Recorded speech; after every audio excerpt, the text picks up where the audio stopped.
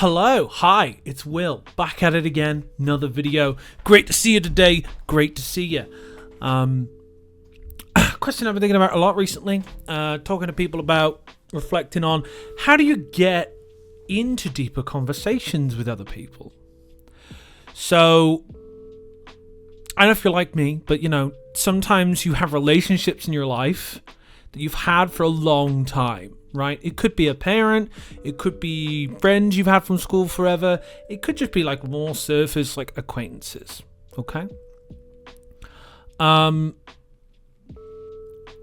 part of you might want to like get to a deeper level there, okay? Part of you might want to kind of have a deeper conversation. But you're not sure how. And I have a bunch of thoughts on this, so I'd be really curious to just throw these down today. And I'd love to hear in the comments what you guys think. Do these make sense to you? Do you want to try them? I don't know, but I'm going to throw them down anyway. Something I really want to put down initially is like an observation I almost have a lot about people that want deeper conversations. And I want to clarify, I don't mean any judgment in this, but I think there's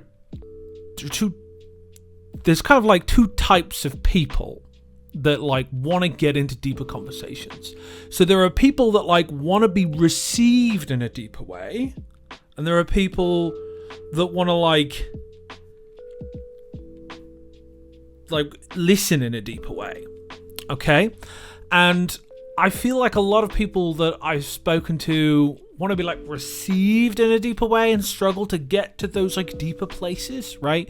So they want to share something that they feel is like deeper for them, more meaningful. And maybe there's an established way of talking in the relationship where it's a more surface level, right? It's more about events. It's more about, well, Mandy thinks it's about Bob. Oh, how could Mandy do that? That kind of stuff. There's like nothing wrong with that type of communication, right? But some people want like different kinds of communication. And I can also empathize with that very much. Like I really enjoy having deeper conversations. But as I've gotten better at having deeper conversations, I actually really enjoy lighter, like, shallower conversations as well. And in my opinion, there's a really important like yin-yang to balance there, a balance between the heavy and the light. So I would say that to begin with, if you want to have deeper conversations, I think it's really important with how like you're showing up to the relationship, okay? So something that in my opinion is incredibly important when you're trying to facilitate deeper conversations is to listen and give space. So in my opinion, you need to be willing to like listen and like be interested in what the other person's saying, okay? So if you want to be received in a deeper way, you have to like set the tone for the conversation and how you receive someone else. You have to kind of model this, right? Like I've had this with some of my friends, right? That we've had very pre-established silly relationships. I'm like a pretty silly guy and do a bunch of silly things. One time I went to a McDonald's and ordered some ketchup and mustard because I thought it would be funny, kind of silly. And I had a very silly friendship with a friend of mine, right? So I'm starting to reflect more. I'm starting to like go to therapy and understand my emotions a bit more and be like, yeah, I like these deeper conversations in therapy, right? And in that therapeutic relationship, right? It's like very one-sided. It's I'm talking about my stuff to another party, and it's their job to receive me emotionally and at depth, right?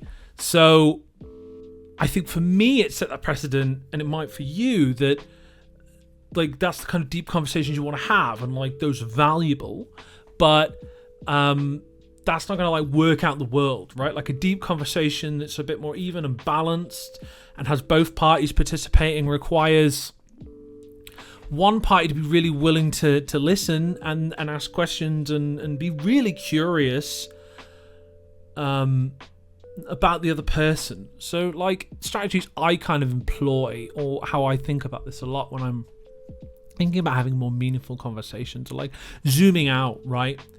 And some people talk about this as like going meta, but I guess how I would refer to this is like kind of like zooming out and like using my own experience. I think like what do we like fundamentally care about as people, right? And I love to always test these hypotheses. I love to have different perspectives on this, but there are some things that I really feel fundamentally we all want, right? We want community. We want to feel like we're contributing. We want to lean into our values if we know what that is. We want to take care of our loved ones. We want to be able to provide for the people we care about, right? We want to have like novel experiences, right? Usually with people. If we've been taught that that's a safe and fun thing to do, right? Trauma aside and all the other complicated conditions aside, mileage may vary, but I feel like these are a lot of fundamental needs we have as humans, to have intimacy, and not just sexual intimacy, which I think a lot of men collate with physical intimacy, but you can be very emotionally connected to anyone of any gender and not have any sexual requirements there. But yeah, receiving somebody, and I want to give a bit of an example about this to go back to my friend again. I was walking up a hill with my friend and we were talking, and like usually we'd, just be silly guys. But I think really what changed in the conversation was like how I was receiving him and responding to what he was saying. So like historically a conversation would go like, they would say silly X thing, I would have like some kind of abstract connection of silly B thing, and I would just respond with silly B thing, right? And that would be funny, or I'd make a silly comment about something that somebody said that was silly, and like, this is fun, and there's like nothing wrong with that, and I still do that. But when they say their thing, then I say my thing. We're kind of ping-ponging between our experiences, right? So when you're like ping-pong between two experiences, you stay at a certain level, okay? You stay at a certain level often. And something I notice is that when you like slow the conversation down and you stay in one spot a little longer, you kind of have to add a bit more detail. And I want to preface this all by saying like, it's really important to like prime the other person before you do this, because like people can feel interrogated, people can feel uncomfortable with this. So like, really just asking for permission, like, hey, I just want to like try something a little bit different in our relationship and just talk a little differently. Like, how do you feel about that? Just starting this experimentation with that, I think, is really important, and earning a bit of social grace, you might say. And by that I mean, giving them space to talk, giving them space to feel their stuff, and then you can fill your stuff in. You can bring your stuff as well, right? So anyway, I'm talking to my friend. Usually we're silly, right? He mentions a silly thing, and then I kind of reflect back, oh, it sounds like you feel like this about silly A. And they're like, yeah, I suppose I do. I do feel like that about silly A. And then I go, so like, how does like silly A relate to how you see yourself? Boom. We're going deeper already, right? I think this is like there's a relationship, in my opinion, with everything we talk about that connects to us on a deeper level, okay? So you can like talk about like, you can go, oh, like, I love this song, right? This is a great song, okay? So like, why do you love that song? Like, what does that song remind you of? Is there a memory attached to that? And then bam, you're gonna like get deeper, like quickly, right? So like, if somebody likes, there's a song I really like by Thundercat called Them Changes, right? It's probably the most famous song. Thundercat, great song, great artist. And that song always makes me think of driving to the seaside, because I listened to that song religiously when I was like doing a lot of like driving, okay? And there's some like lyrics in that song that like connect to some other stuff emotionally for me. So like, if somebody said to me like, what do you like that song? Like, what emotionally connects to you about that song? There's like a couple lyrics that I connect to. There's like something about the sound, there's something about like how it's delivered, that connects to like other parts of my experience. And like, not everyone's gonna have the words for this, right? So you're gonna have to like help people if they're like struggling to go, well, I like this because of this and this, right? You might have to help them put some bits together, and sometimes bring in some of your own assumptions and connections and use their reactions as a barometer, okay? To like get to a bit more depth. But all the time you need to be like with them, like, hey, like, I said this, how do you, like, is that right? Am I with you right now? And they might be like yes or no, and if no, then don't take that as like an insult. You're like exploring with somebody, you're walking down a road with somebody. If you want to have deeper conversations, you need to be okay with messing up. You need to be flexible. You need to be happy to pivot, right? And something I notice with people that struggle to get to these deeper conversational states is they're not willing to take a risk and mess up in a social kind of situation, right? So you can like make mistakes in conversation, and it's actually, in my experience, more about navigating the failure than like it being a failure, right? So I was working the other day and I had a group, and we have like turns we take to like have share slots.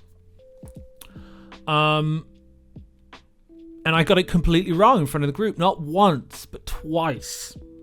Okay, so I was like, oh, I'm pretty sure so-and-so and so-and-so went last week. I think it's so-and-so this week. And they were like, nope, it's not so-and-so. And I was like, okay, so I'm pretty sure the journal prompt is so-and-so. And they were like, nope. And I was like, oh, okay, is it so-and-so and so? And they were like, no. So then I was like, thank you for your patience. And I really scrolled through, and then I found the right journal prompt for that week. I think it's so important how you handle and navigate failure. And I think that's really important for deeper conversations, okay? So I think a lot of people, sometimes I feel in conversations, like trying to be right, trying to one-up each other, trying to be like a pillar of I'm right, you're wrong. Not necessarily the person in front of you. It might be like, I have this political opinion and I'm right and they're wrong. Or this football team's better than this football team. British reference. Whatever, right?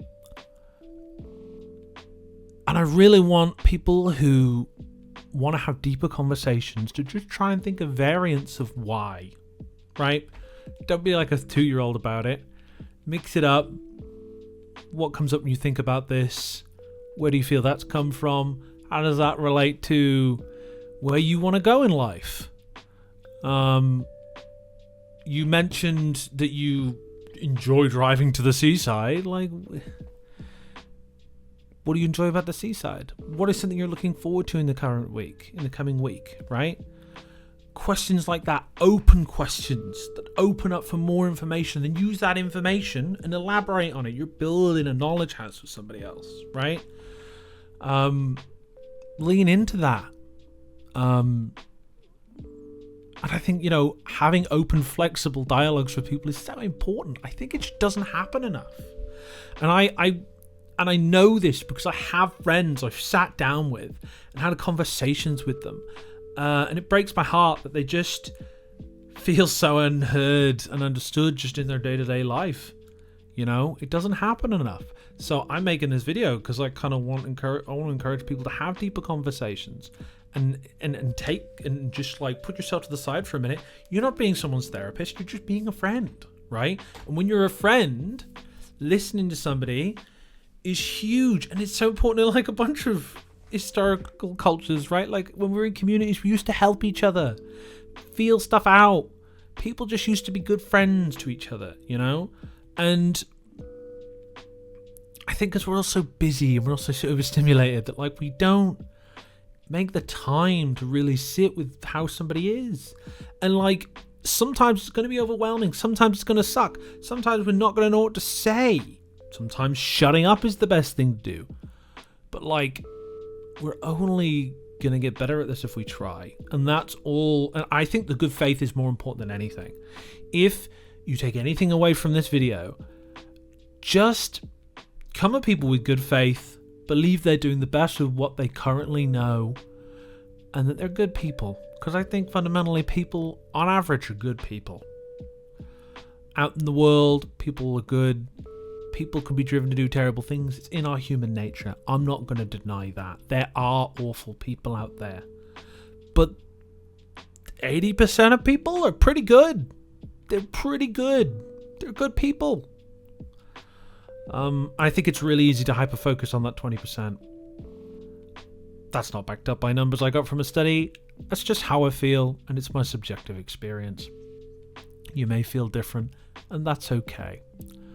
But how do you get in deeper conversations with other people?